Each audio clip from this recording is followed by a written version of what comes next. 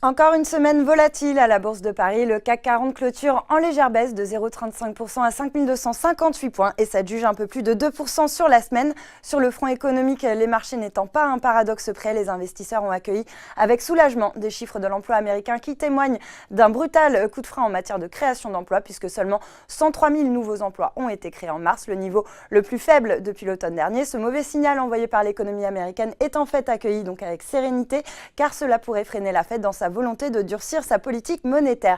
La résilience des marchés peut surprendre donc alors que par ailleurs, Donald Trump a décidé de dévoiler un nouveau train de droits de douane supplémentaires sur les produits chinois qui totalise 100 milliards de dollars d'importation. Mais les investisseurs semblent convaincus qu'il s'agit avant tout d'une posture politique et que le risque de guerre commerciale ouverte avec la Chine est limité. Sur le front des valeurs, GTT signe la meilleure performance du SBF 120 après l'annonce de deux nouvelles commandes de la part du chantier sud-coréen Daewoo pour la conception des cubes GNL de 2 méthaniers. À l'inverse, Néopost et Lanterne Rouge, toujours plombés par la publication de ses résultats annuels qui ont fait ressortir un nouveau recul du chiffre d'affaires et de sa rentabilité. Le secteur parapétrolier perd du terrain, affecté par un nouveau repli des cours du baril de Brent qui abandonne 1,53% à 67,45 $.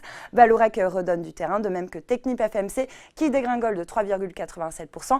Eutelsat Communication, à l'inverse, parvient à se hisser parmi les meilleures performances du SBF 120 après avoir annoncé des accords avec Orange et Thales pour développer la couverture en très haut débit fixe par satellite en Europe grâce à un satellite de dernière génération qu'il mettra en orbite en 2021. Enfin, sur le SRD, Europacor poursuit son ascension et bondit encore de 12%, porté par des informations de presse sur des négociations avancées avec Netflix en vue d'un rachat non confirmé pour l'instant par sa direction. Une rumeur en tout cas qui paye en bourse puisque le titre s'envole désormais de 140% depuis le 1er janvier.